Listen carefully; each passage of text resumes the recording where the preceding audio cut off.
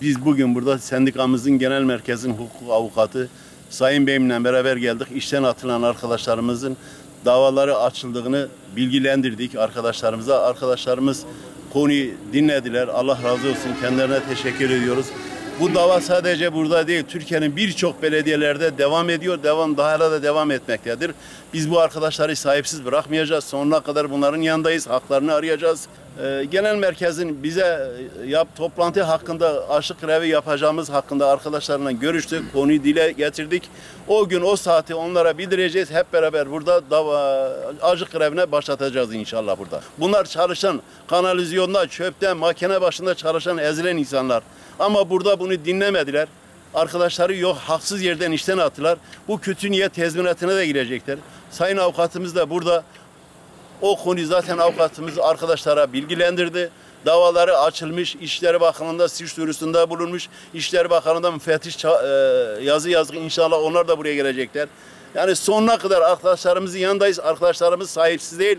Hizmet İş Sendikası burada. Genel Başkanımızın selamlarını getirdik. Bütün arkadaşlar da bizi iyi karşıladılar. Sonuna kadar da biz de onları destekleyeceğiz inşallah. Şu an davaların hepsinin vekaletnamelerini aldık. Bu ay sonunda arabulucuya başvurduk. Arabulucu toplantımız var.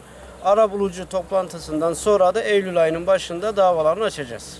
Ve süreci hızlı bir şekilde takip edip sonuçlandıracağız inşallah. Silopi Belediyesi'nde kayyum zamanında işe alındık. Şehit yakınları olarak.